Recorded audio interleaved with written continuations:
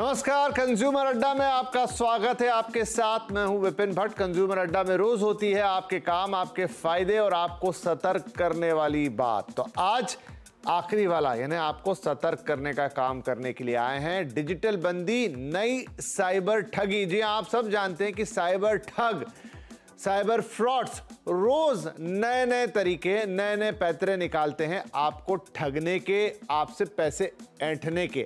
अब वो ओटीपी वाले दिन चले गए जब आपसे ओटीपी पूछ लिया, आपने बता दिया आपके बैंक अकाउंट से पैसे। अब तो ऐसी चीजें होने लगी हैं जिसका आपको अंदाजा भी नहीं है। आपको डिजिटली हाउस अरेस्ट कर लिया जाता है, और वो भी ऐसे कि आपको जरा सा भी शक ना हो, और उस प्रेशर में आप ना जाने क्या क्या कर जाते हैं। तो मैं क्या बात कर रहा हूं, आइए आपको समझाता हूं क्या ये नया पैतरा है साइबर ठगों का, और आप इससे कैसे बचेंगे और कैसे दूसरों को सावधान करेंगे। ध्यान से सुनिए, ये फिर करेंगे अपने एक्सपर्ट से बातें। तो देखिए, पहले तो आपके पास कोई कॉल आएगा, उधर से कोई आदमी बोलेगा कि मैं फला फला डिपार्टमेंट का सरकारी अफसर बोल रहा हूं। यहीं से आप डर जाएंगे जो बातें आपसे करेगा। आगे वो बोलेगा कि मैं police, custom, CBI, ED, NIA. अब इसमें से किसी एक का भी नाम ले लिया तो आपका दिमाग तो वहीं सुनने कि भाई पुलिस मुझे कॉल कर रही है, सीबीआई मुझे कॉल कर रही है, कस्टम वाले मुझे कॉल कर रहे हैं, ये क्या हो गया। इसके बाद अब आप डर गए। शिकार को झूठी इंक्वायरी से डराते हैं। अब आपको कुछ भी मनगढ़ंत कहानी, थोड़ा बहुत वो आपके बारे में जानते हैं कि आपका फला पार्सल वहां पकड़ा गया, उसमें ड्रग्स निकले हैं, आपके घर में आपके हस्बैंड ने ये कर दिया, आपकी वाइफ ने ये कर दिया, आपके बच्चे ने ये कर दिया, आपके पिताजी के खाते में ये हो गया है। कुछ भी, थोड़ी बहुत भी अगर उनको आपकी जानकारी है, जो निकाल लेते हैं आपके सोशल मीडिया अकाउंट या कहीं से भी, बस वो आपको क्लिक कराने की कोशिश करते हैं। फिर क्या करते हैं, फिर आपका अकाउंट, सिम, आधार की आपसे मांगते जाते हैं। आप हड़बड़ी में, परेशानी में, घबराहट में उनको देते जाएंगे। अच्छा, इसमें एक दृश्य और सोचिए। पहले तो ये कॉल आता है, कॉल के बाद आपको वीडियो कॉल किया जाता है, और सामने, हाँ, ये स्काइप वाला कॉल आएगा, सामने आपको क्या दिखेगा कि कोई बड़ा सा कमरा है, कस्टम का कोई बड़ा अधिकारी बैठा है, उसका पूरा रूम है, फाइलें रखी हैं, पीछे वो सारे चीजें लगी हुई हैं दीवारों पर, जो लगेगा कि ये तो कमरा किसी बड़े कस्टम अधिकारी का है। दो चार लोग आगे पीछे घूम रहे हैं। आपसे जो आपकी जानकारी लेंगे ना, वो भी तुरंत कोई ना कोई वेरीफाई करके, सर इनका तो आधार नंबर यहां जुड़ा है, इनका तो पैन नंबर यहां निकल गया। यानी आपको लगेगा कि आप तो गए। और आगे वो क्या करते हैं, हाउस अरेस्ट कैसे होता है आपका, किसी से भी संपर्क करने को मना करते हैं। अब उन्होंने आपको विश्वास दिला दिया कि कोई कस्टम या सीबीआई या पुलिस का बड़ा अधिकारी आपसे बात कर रहा है। अब वो क्या कहेंगे, अपनी जगह से मत हिलिए, कॉल को मत काटिए, दरवाजा बंद कर लीजिए, घर के भी किसी व्यक्ति से बात मत कीजिए। और आप इतने डर जाते हैं कि आप ये सब जो वो कहता है उस तरफ से आप सब करने लगते हैं।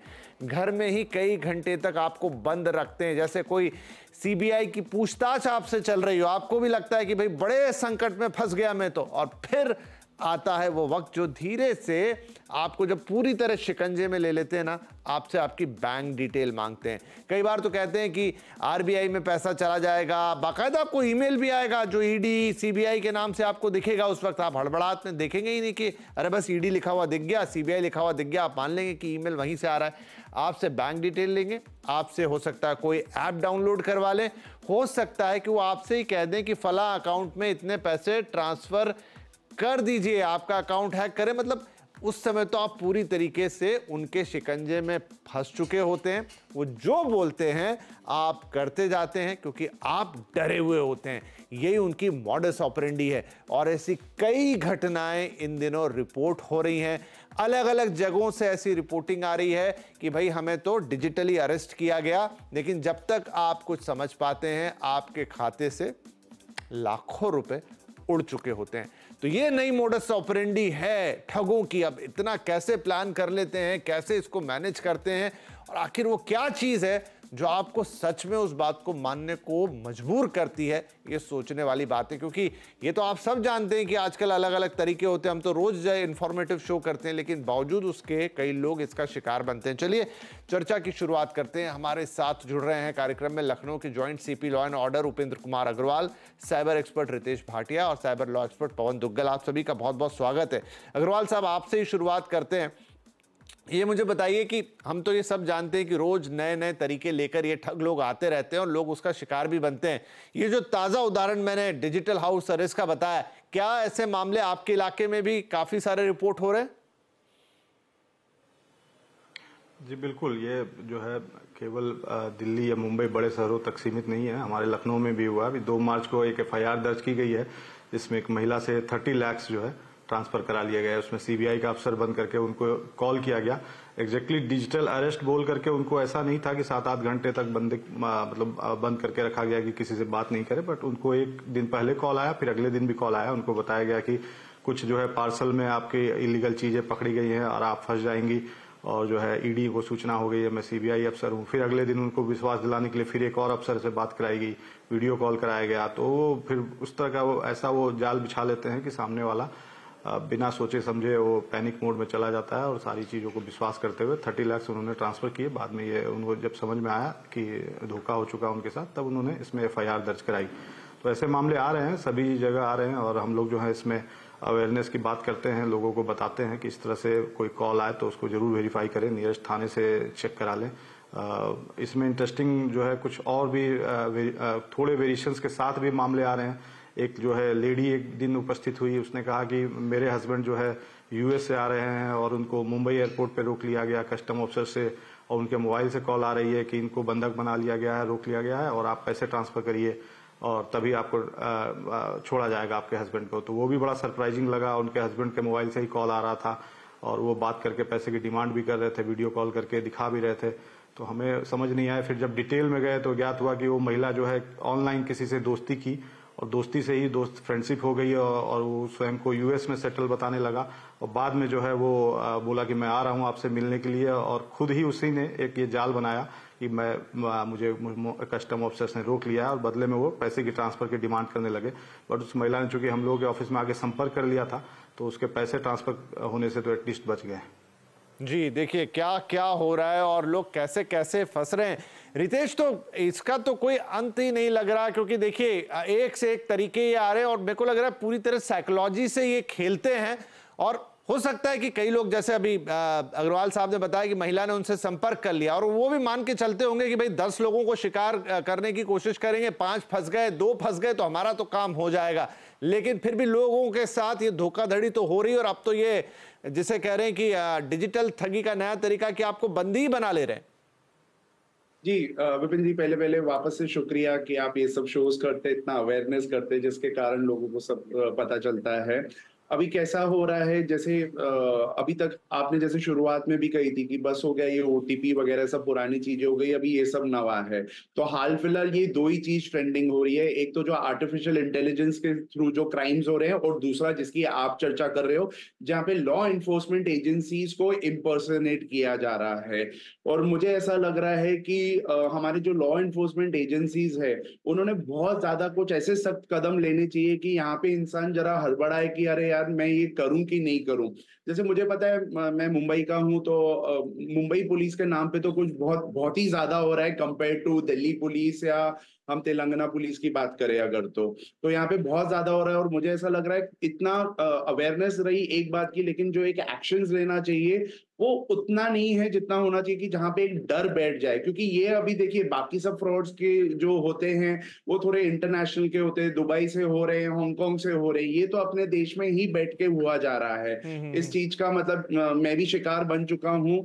और आप मानोगे नहीं कि वो लोग इतने कन्विंसिंग से बात करते हैं, ऐसे वो बात करते हैं। जब मैंने स्पीकर पे रखा था, सोचिए मैं खुद एक साइबर क्राइम इन्वेस्टिगेटर हूँ, मेरे टीम वाले मेरे को बोल रहे थे कि सर शायद ये सही भी हो सकता है। मैंने यार तो बेटर, हाँ, तो मतलब ये हो चुका है। तो ये जो लॉ, इसमें एक और जब हम वेरिएशन की बात करें तो यहाँ पे लेडीज को एक खास ध्यान में रखना पड़ेगा, क्योंकि बाकी सब जो चीजें आपने कही है बहुत ही एकदम सही है। उनका एक सेटअप आपको दिखेगा, वो हमेशा आपको स्काइप कॉल पे लेके जाएंगे, पूरा प्रॉपर पुलिस का एक सेटअप जैसे दिखेगा वहां पर।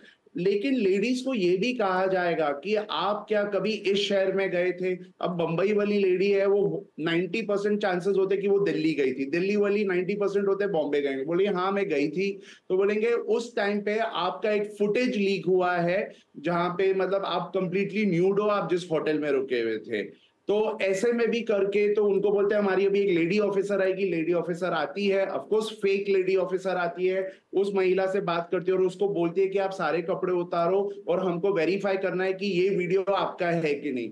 अगर आप मेरे को पूछोगे, अभी तक मैं कम से कम नहीं तो 20-25 ऐसे केसेस सुन चुका हूं, और आप तो समझ सकते हो कि पुलिस के पास तो कितने, जैसे आप दिखा रहे थे अपने स्क्रीन पे, दिल्ली में ही 200 आ चुके हैं, बंबई में कितने और ऑल ओवर इंडिया कितने होंगे। तो ऐसे में सोचिए, मतलब वो ऊपर से, और इसमें वो पैसे लेना एक चीज है, लेकिन दूसरा उनका ये होता है जब वो आपको बोलते हैं अपना आधार कार्ड ऐसे करके रखिए, तो वो आपका प्रॉपर वीडियो ले रहे, क्योंकि फिर ये वीडियो केवाईसी के काम में आता है जब इनको कुछ भी लेना होता है। This also include digital certificates जो डीएससी साइनिंग के लिए जाते हैं, उसको ये चीज भी आती है।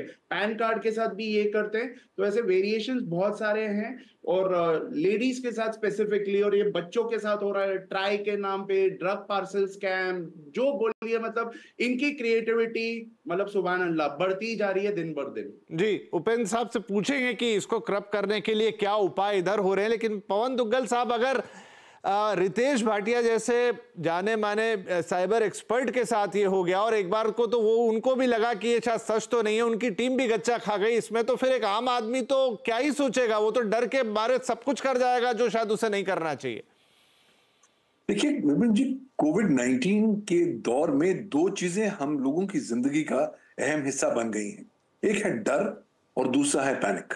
अब कोविड-19 तो खत्म हो गया, लेकिन डर और पैनिक कहीं ना कहीं घर कर चुके हैं हमारे अंदर।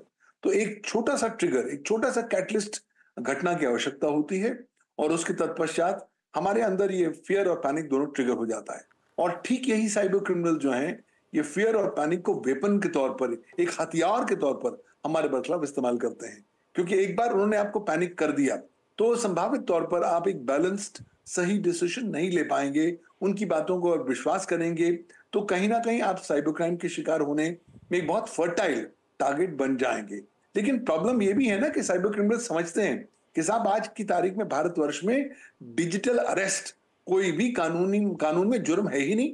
हमने कोई जुर्म आपको किया ही नहीं, हमने सिर्फ आपके साथ बात करी, आपने स्वेच्छा के साथ ही मेरी बात को मान लिया, तो मैंने तो कोई जुर्म किया नहीं।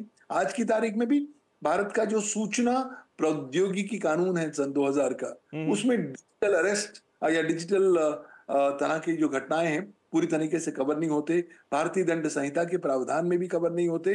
तो क्योंकि लॉ हमारे पास नहीं है, उन्हें मालूम है कि लॉ में एक वैक्यूम है और इस वैक्यूम का वो इस्तेमाल करते हैं। दूसरी बात, उन्हें पता है कि साहब पुलिस जो अधिकर्मी है वो रेप, किडनैपिंग, मर्डर पर ज्यादा फोकस कर रहे हैं। उनके लिए डिजिटल अरेस्ट एक बहुत ही मामूली किस्म का क्राइम है और इसलिए वो ज्यादा तवज्जो नहीं देंगे।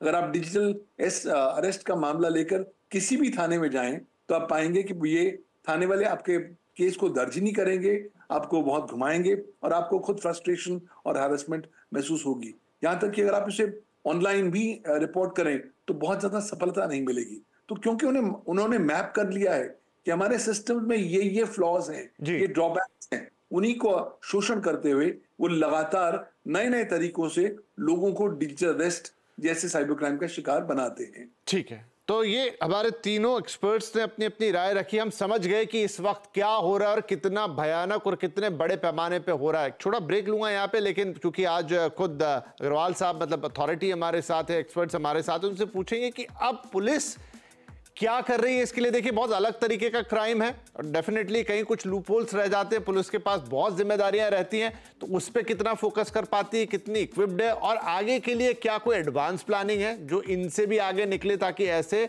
अपराधों को जड़ से पकड़ा जाए। एक छोटा ब्रेक लेते हैं, ब्रेक के बाद कुछ अहम सवाल और एक ये भी कि आप इससे कैसे बचेंगे, तुरंत हाजिर होंगे।